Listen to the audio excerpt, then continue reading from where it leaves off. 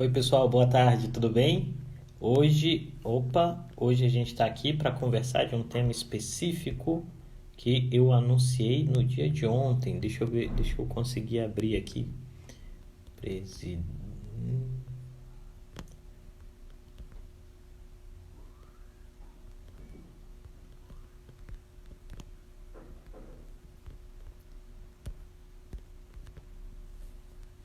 Vamos aqui. Tema sugerido aí pela nossa turma. Boa tarde. Prazer receber todos vocês aqui. Sempre muito bom fazer esse tipo de conversa. Hoje a gente vai estar inaugurando um jeito novo de fazer nossas lives. A gente está ensaiando, né? Que é a ideia de acolher os temas de vocês que estão aqui com a gente todos os dias e a partir daí fazer uma conversa legal, tentar entender os processos, né, as lógicas que envolvem algumas questões.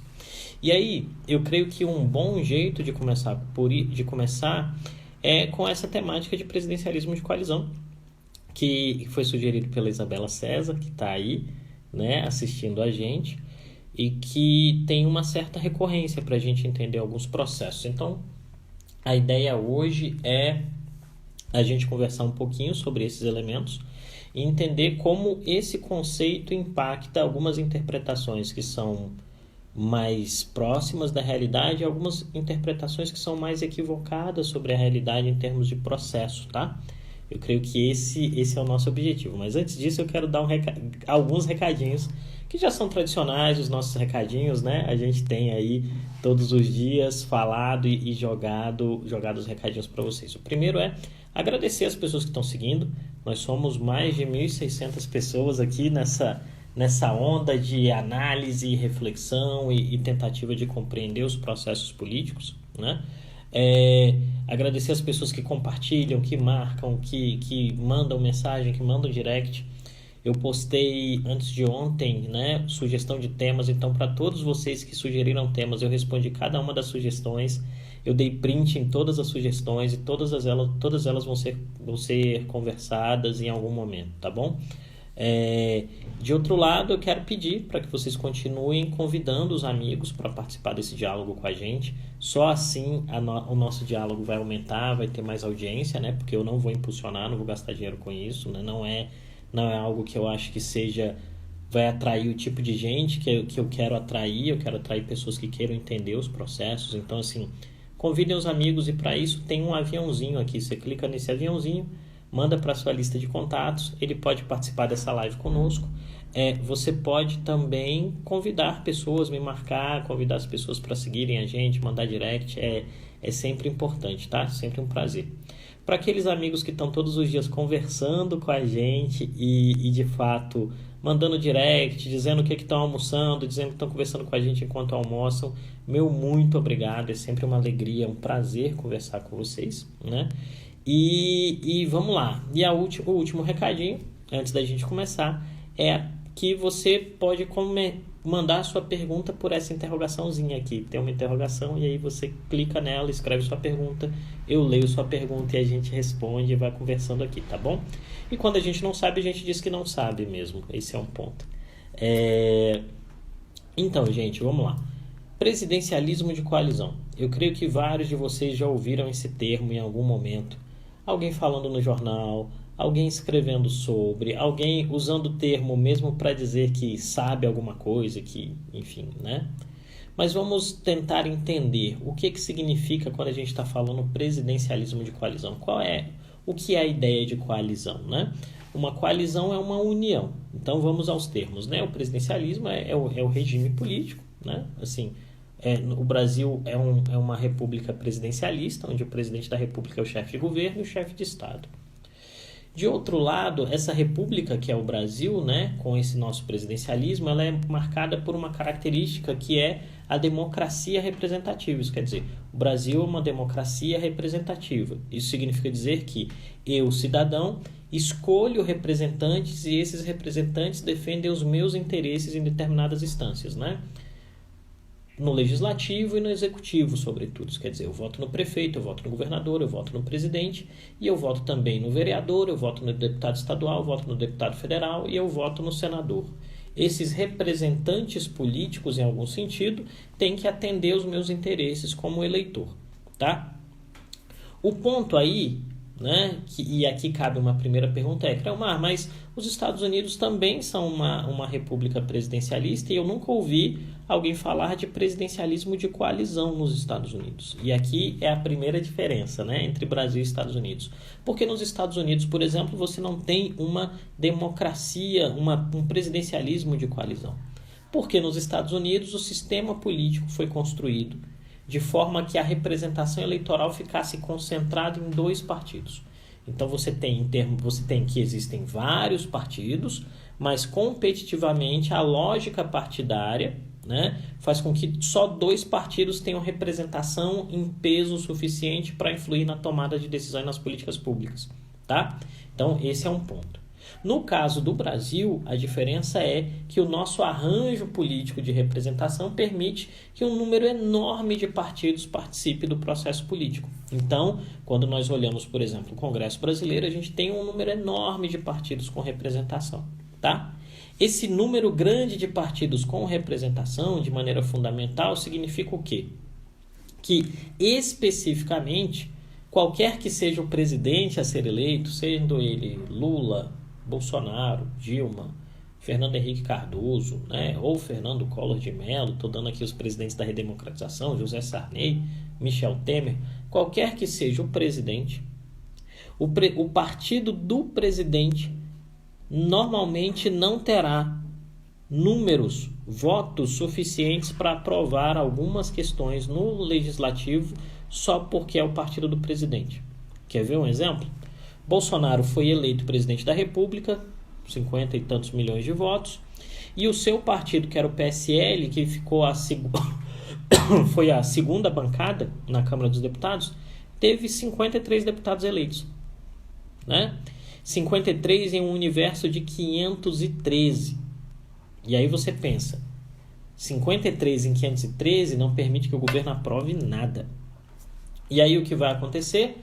Normalmente os governos fazem o quê? Em sistemas políticos que são parecidos com o sistema político brasileiro, quer dizer, onde você tem mais de 2 partidos com representação no legislativo. O presidente ou o chefe de governo vai buscar uma coalizão parlamentar. O que é uma coalizão?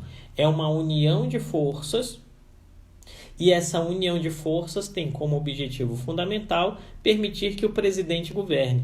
Seja bem-vindo, Ian. Né? Seja bem-vindas todas as pessoas que estão me dando tchauzinho aí.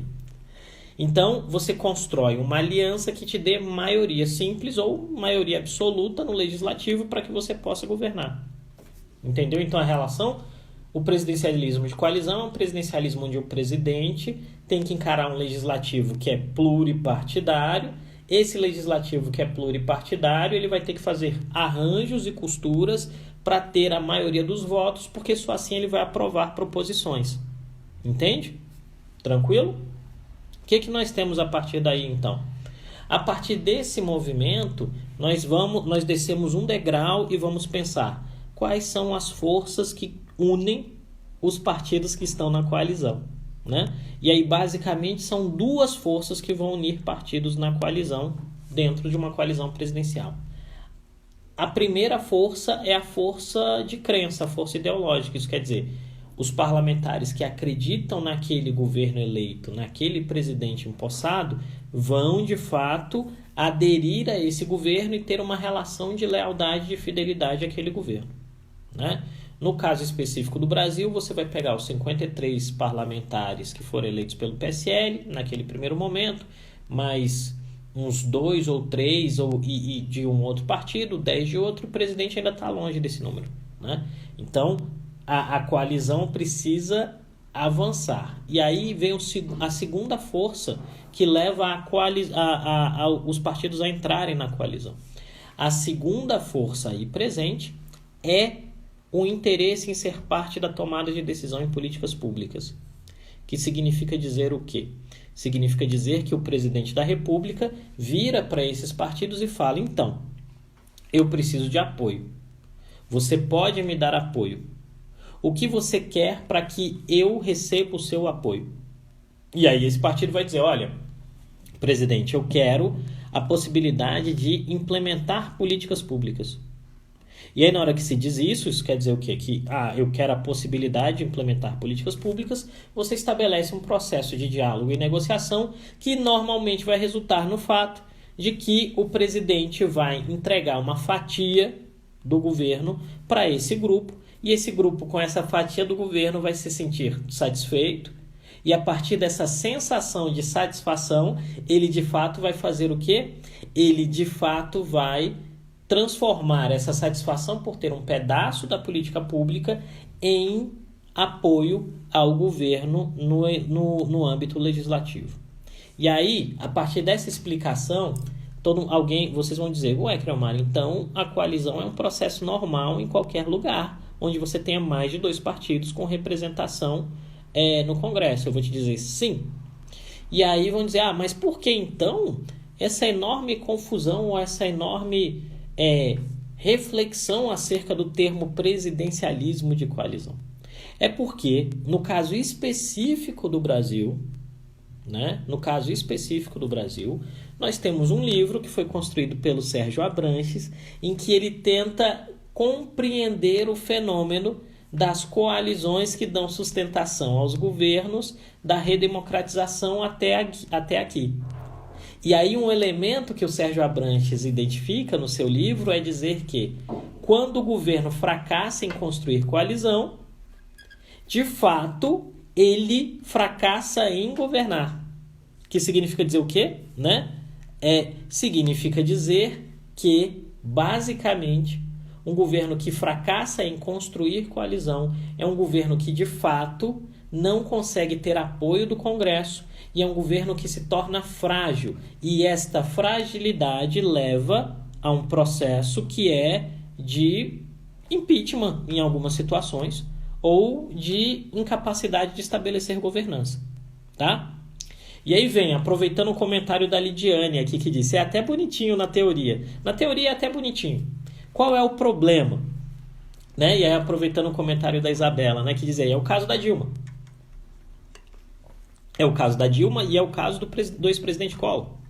O que acontece? Por que Dilma e Collor caem? E alguém vai dizer, porque foi golpe? Porque foi crime? Dentro de um panorama de análise política, ambos caem porque seus governos fracassam na construção de coalizões.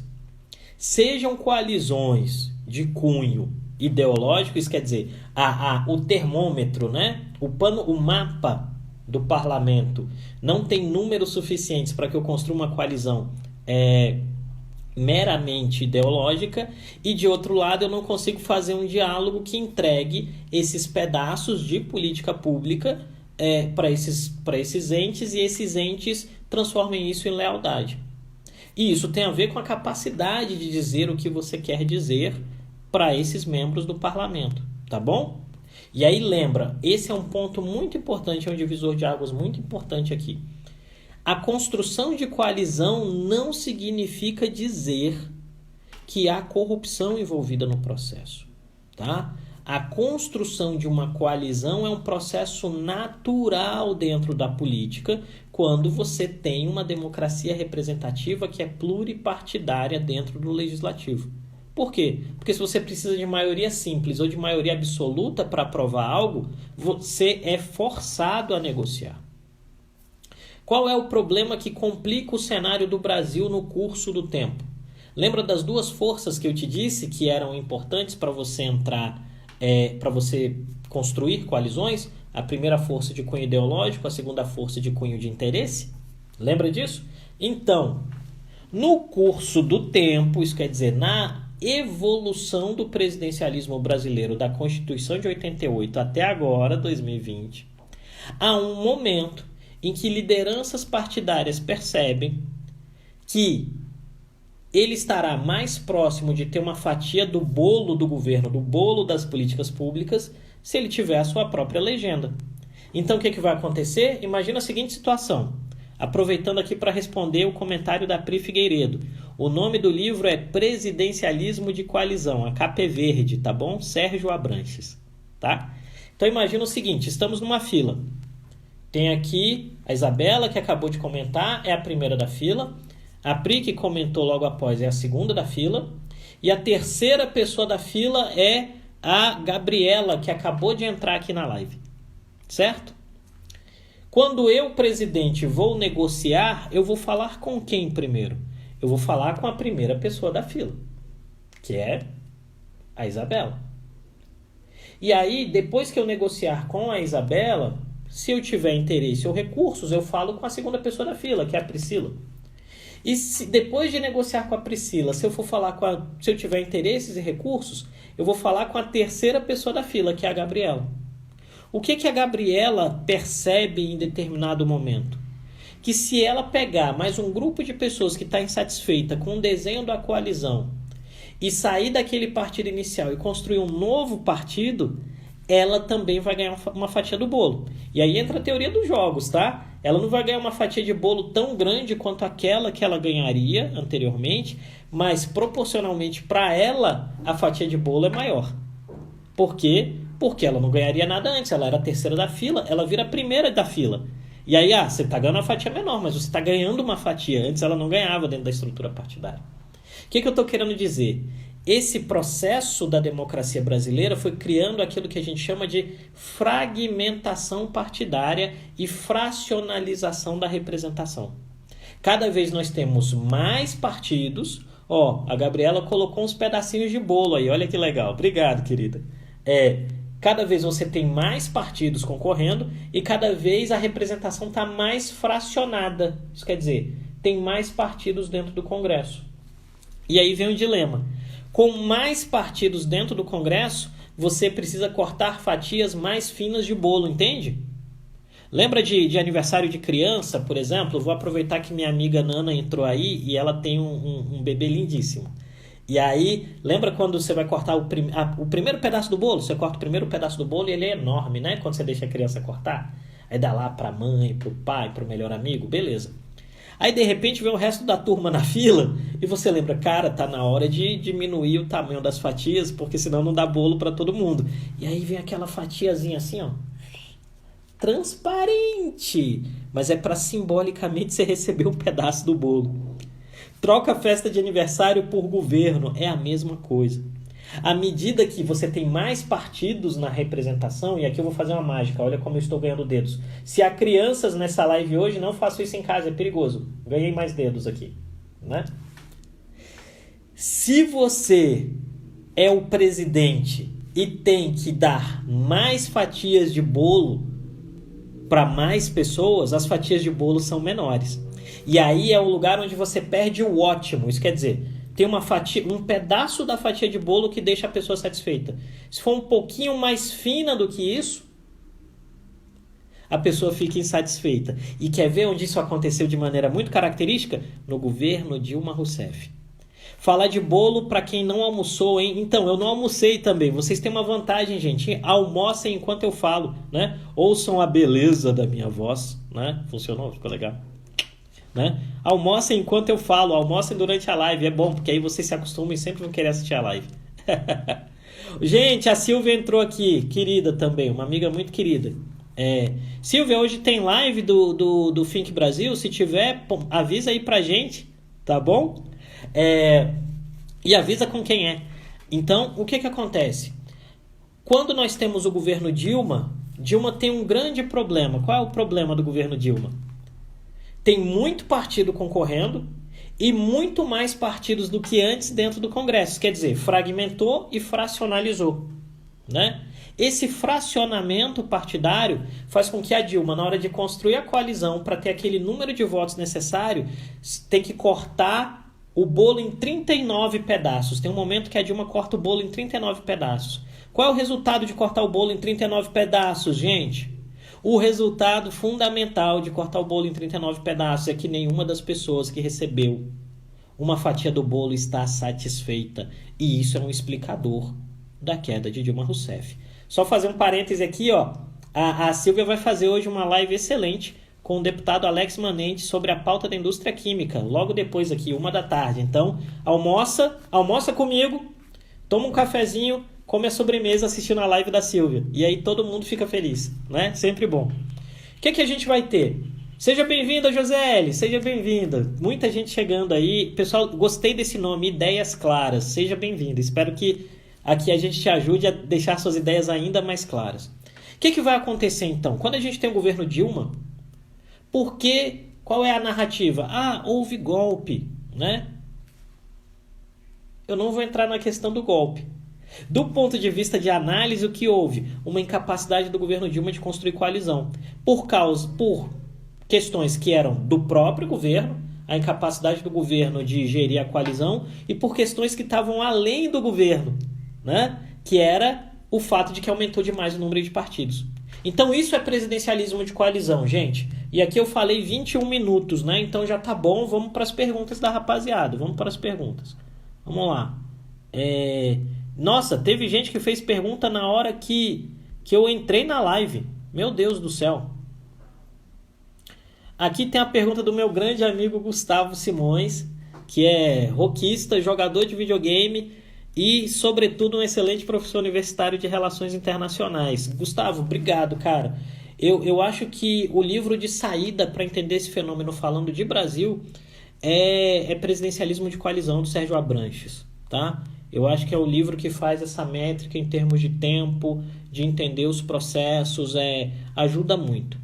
Uma outra leitura complementar que eu gosto bastante é um livro chamado Sobre a Democracia, que é de um camarada chamado Robert Down, tá? Que explica os dilemas e os limites do presidencialismo de modelo latino-americano, que é o presidencialismo brasileiro, tá bom? Eu vou passar aqui para a próxima, meu velho. Vamos aqui mais uma. Tem uma pergunta aqui. Eu tô indo, gente, das perguntas que vieram primeiro, tá? Então, tem pergunta que estava aqui há 19 minutos, vou aqui. Nessa que está há 18 minutos aqui, que é do Feporto. Na sua opinião, o problema do brasileiro é muito mais dos jogadores do que da regra do jogo, né? Meu velho, eu creio que tem um problema de regra e tem um problema de jogador. Porque vamos lembrar o seguinte, a regra do jogo diz como os jogadores jogam. Entende? Vamos dizer, por exemplo, eu gosto de futebol, não jogo, tá? Mas eu gosto. Quando eu jogava futebol, muitos anos atrás, eu sabia que não dava para jogar futebol com a mão. Se eu quisesse jogar futebol com a mão, eu tinha que jogar no gol. Porque com a mão é handball, ou é rugby, ou é vôlei. E eu era péssimo em vôlei, por exemplo. Péssimo. Então, a regra do jogo limita a ação dos jogadores. E no caso específico da regra do jogo no Brasil, e olha que a gente passou por uma mini reforma em 2018, que gerou alguns avanços, o fim das coligações parlamentares e por aí vai. Mas o fato se a regra do jogo é benéfica para os atores sobreviverem, né, a regra do jogo não vai ser mudada. Então, o processo de mudança da regra influencia diretamente nos jogadores. Eu acho que é um processo sinérgico. E lembra o seguinte, para quem não receberia bolo algum, receber uma fatia pequena de bolo ajuda. Então, essa é uma variável importante também que impede que a gente avance em alguns tipos de reforma. Obrigado, cara, pela pergunta. Vamos lá, mais uma. Tem aí a Sabrina prefere handball. Quem prefere handball, levanta a mão aí, gente. Eu prefiro futebol, apesar de não jogar mais. Vamos lá. Pergunta do professor Bruno Pimentel aí. Professor, seja bem-vindo aí. Tem muito professor legal aparecendo. Professor Bruno Pimentel, professor André. Professor André tá virando amigo já. Professor Bruno Pimentel tá aí também. Professor Aru, que estava aqui ontem, não sei se está aí hoje. Sejam bem-vindos. Vamos lá. Se o Brasil passar a ser parlamentarista, o sistema de coalizão perde força ou ganha ainda mais força? Eu acho que ganha mais força. Professor Bruno. De fato, o que nós temos aí é que à medida que você criar uma lógica parlamentar, as coalizões são ainda mais necessárias. O problema é o desarranjo das coalizões, né? Isso quer dizer, e aí se a gente for falar especificamente do caso Bolsonaro, né? Bolsonaro foi eleito com a ideia de destruir as coalizões e agora ele precisa das coalizões de volta. Então, esse ajuste e uma certa negativa dos presidentes de entenderem que eles precisam das coalizões e uma certa também incompreensão em alguns momentos do Congresso, do papel do Congresso na construção das coalizões, gera algumas dificuldades. Talvez, e isso é uma hipótese, né? Uma hipótese é que em um sistema parlamentarista as coalizões se tornam mais importantes. Mas em um sistema parlamentarista também, teoricamente, os partidos seriam forçados a diminuir, né? Porque as lideranças parlamentares entendem o quanto é importante ter o maior número de votos possível. E nesse aspecto, eu acho que a gente está num processo lento de diminuição do número de partidos com a cláusula de desempenho. Se os parlamentares não derrubarem a cláusula de desempenho, os partidos vão ir perdendo recursos públicos e isso torna a vida do partido inviável. A gente vai fazer em algum momento um debate só sobre cláusula de desempenho aqui, eu acho que vai ser legal. Obrigado pela pergunta, professor. Felipe, meu velho, você fez mais uma pergunta, então vou responder primeiro alguém que não tenha feito pergunta, tá bom? Vamos aqui, uma pergunta do Rafael Gabriel. Como a coalizão pode ser saudável e promover boas políticas públicas?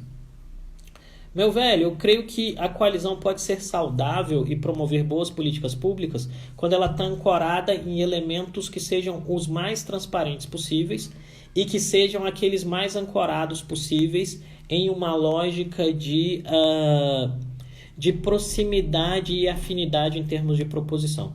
Eu creio que o fenômeno que hoje, para mim, parece em reversão, né, da construção do que era o horizonte político em 2013, isso quer dizer, eu acho que o presidencialismo de coalizão e a fragmentação partidária chegam no seu pior ponto nas eleições que resultam no segundo mandato da Dilma.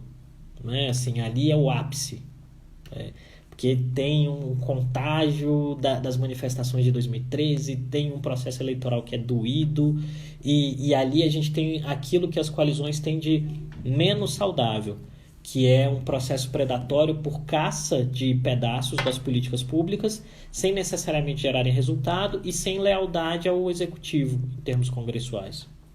Agora, quando a gente vai para um momento que é mais próximo do ideal, onde há maior proximidade e afinidade na construção de valores, as coalizões são muito importantes porque elas garantem diversidade cognitiva em termos de construção de políticas públicas. O que eu estou querendo dizer? As coalizões são importantes porque elas nos permitem fugir da lógica do binário. E qual é o grande risco do binário em política? Quando você está no binário em política, tudo é bom ou ruim, tudo é certo ou errado. Né? E quando você tem uma coalizão bem construída, há a possibilidade de entender que algumas questões precisam ser vistas por panoramas que eu individualmente não vejo. Vou te dar um exemplo, tá? Eu sou preto, né? Você é meu amigo de infância, enfim, a gente já conversou sobre isso várias vezes, mas eu, obviamente, tenho uma enorme preocupação, ou melhor, uma preocupação maior com questões que envolvam o racismo e os impactos do racismo na minha vida, do que, por exemplo, com uma questão que a Isabela elogiou sua pergunta, eu vou fazer referência a ela, do que as preocupações, por exemplo, que a Isabela tenha com questões de gênero. E aí tu imagina o seguinte, se você precisa só do meu voto, a gente vai em algum momento ignorar as questões de gênero. Se você precisa só dos votos da Isabela, provavelmente vocês vão ignorar as questões raciais em algum momento. Agora, quando você tem a construção de uma coalizão que é mais multifacetada e pluripartidária, há a possibilidade de todos esses elementos entrarem na agenda. E aí isso, teoricamente, cria um elemento mais saudável em termos de construção de políticas públicas. O ponto fundamental, e aí eu acho que isso é importante para responder sua pergunta, é que, infelizmente, as regulações não nascem perfeitas. Né? Isso quer dizer, a teoria da construção de uma regulação... Obrigado, Vanessa, pelo elogio. A teoria da construção de uma regulação e a matriz do direito no Brasil, por exemplo, diz que o direito é perfeito e o mundo é imperfeito, né? Mas em termos práticos não é verdade.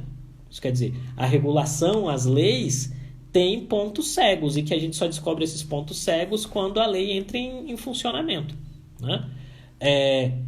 As coalizões, a construção de um pensamento mais plural do ponto de vista partidário, pode ajudar a diminuir o número de gargalos na hora que você está construindo as leis. Entendeu? Porque são mais interesses em jogo, mais vozes sendo representadas. Tá? Obrigado pela pergunta. Pergunta do Josué. Como ficaria a dinâmica das coalizões caso haja uma diminuição do número de partidos? Meu velho, acho que a dinâmica das coalizões fica mais racional. Né? Eu acho que a gente não precisa de só 2 partidos, mas obviamente que 30 partidos no Congresso torna o processo muito difícil. Então, se você tiver uma diminuição do número de partidos, você tem uma diminuição de vozes que é até ruim do ponto de vista de diversidade, de ideias e posicionamentos, mas o processo se torna mais racional. É mais fácil para o executivo construir uma lógica de entender quem é seu aliado e quem não é. Eu acho que esse é um resultado, tá? Obrigado, cara. Vamos lá. Gente, tem um monte de pergunta, que legal. Vamos aqui na da Lidiane. A da Lidiane, não sei por que, Lidiane, tu fez a pergunta há 21 minutos e ela foi parar na parte das perguntas recém-feitas. Mas eu te agradeço. Você acha válido a quantidade de partidos que temos? Nem todos conhecem todos os partidos e isso dificulta a governança? Então, eu acho que é válido a existência do número de partidos que a gente tem. A questão é que, de fato, você tem um dilema, né? Que é a representação no Congresso. Você pega os Estados Unidos, tem muito partido, tá? Tem muito partido. Mas o sistema faz com que poucos tenham representatividade. Só aqueles competitivos mesmo estão com representatividade no Congresso, tá? Vamos aqui. Outra pergunta. Em que medida o fator alinhamento ideológico se valoriza com a fragmentação nesse modelo?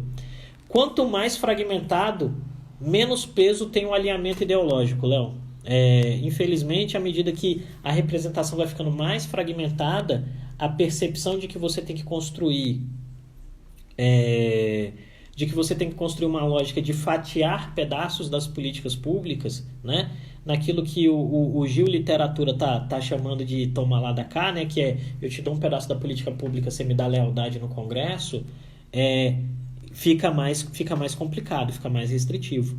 E isso, para mim, explica a enorme dificuldade da Dilma de construir coalizão, né? E explica para mim também a enorme resistência do Bolsonaro de fazer qualquer tipo de coalizão, porque ele assumiu com a ideia de que preferia que não ficar dependente disso, governar dentro de uma lógica de temas, de processos, e aí ia. Mas as circunstâncias mudaram e ele está sendo obrigado a construir coalizão governativa. Tá bom? Vamos mais uma aqui. Pergunta da Isabela, que nos propôs o tema, né? Obrigado, querida. Como está o nível de presidencialismo de coalizão do Bolsonaro, né? Melhor dizendo, como está indo a coalizão do Bolsonaro? Me parece que a coalizão do presidente Bolsonaro está construída nesse exato momento para um objetivo específico, sendo muito honesto, assim. Bolsonaro construiu até aqui uma coalizão para evitar impeachment. Então, o presidente tem ali o número de votos suficiente para barrar um processo de impeachment. Isso quer dizer, não dá 308 na conta. Tá? Basicamente é isso. O desdobramento da atual situação significa dizer o quê? O desdobramento da crise envolvendo o Queiroz, do inquérito de fake news, da questão dos atos antidemocráticos e de outras situações que estão colocando o governo na defensiva, Isabela, gera um processo continuado que me parece, isso é uma hipótese, tá? É uma hipótese, me parece vai colocar o presidente e o seu governo na necessidade de construir uma coalizão mais ampla, tá? E construir coalizão mais ampla vai significar dizer aquilo que a gente tem falado nas lives recorrentemente, trazer essa turma nova que vai apoiar o presidente para a primeira página da foto. Isso quer dizer, o pessoal vai ter que sentar nas cadeiras de ministro, se a situação se tornar muito grave. Então, e aí eu acho que nesse exato momento, o governo está caminhando rumo a isso, mas caminhando rumo a isso com muita calma, com uma certa resistência, porque não agradaria a narrativa, né? E aqui eu vou aproveitar o comentário aí do professor Bruno Pimentel, que diz: a lua de mel foi até ele perceber que poderia sofrer impeachment. Quando ele percebe que vai sofrer o impeachment, ele fala, não, vou ter que chamar o Congresso aqui e vou ter que construir uma lógica nova. Acho que esse é um ponto, tá? Obrigado pela pergunta. E aí vem...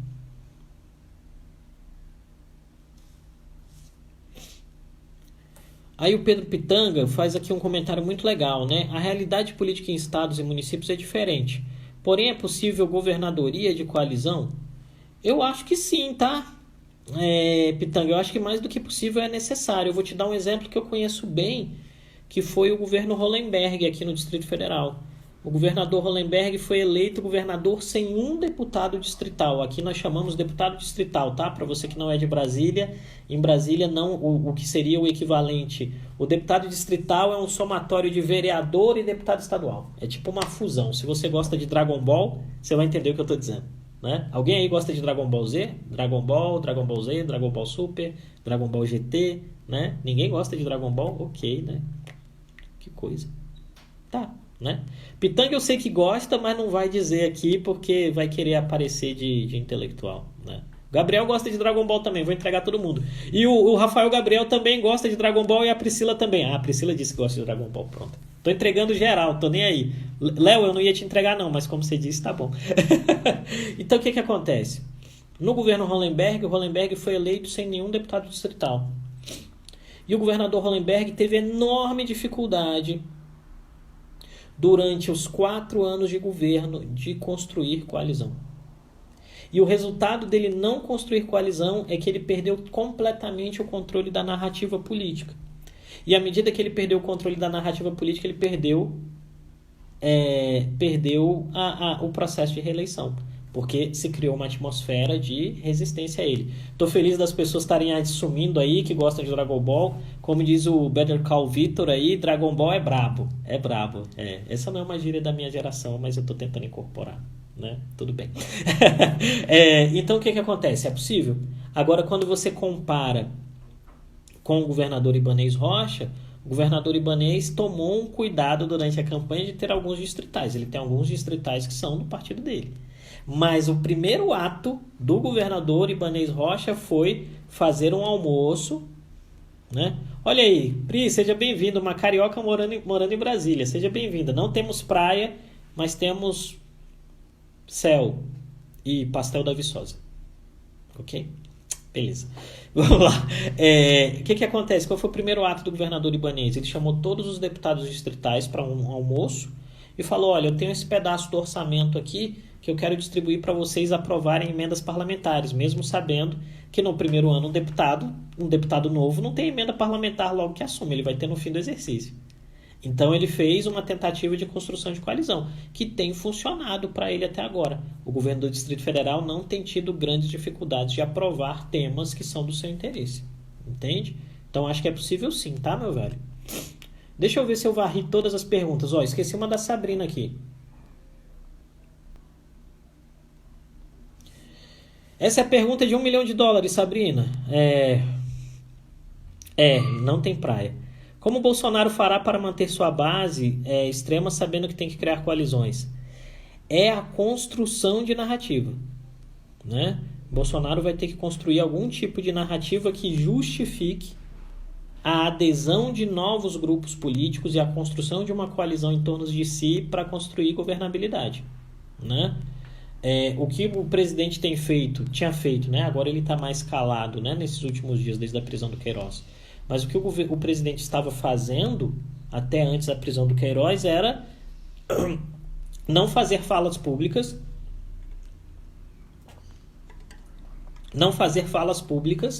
sobre a construção da coalizão.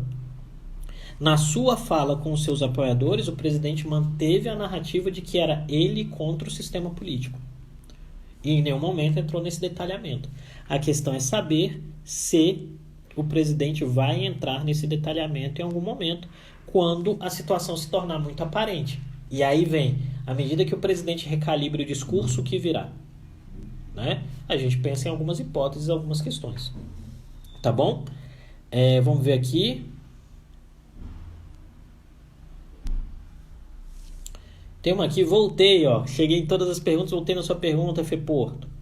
Meu velho, aí, um excesso de pragmatismo do Centrão é um dos maiores problemas do sistema político? Eu não sei se um excesso de pragmatismo do Centrão é um problema do sistema político. Eu creio que um problema do sistema político, numa percepção mais apurada, assim, é o fato de que o sistema construiu instrumentos que estimularam demais a fragmentação e a fracionação e o fracionamento da representação, e eles perderam a mão em algum momento. Tanto que o próprio Congresso, em 2018, criou uma mini-reforma no sentido de tentar reverter esse processo.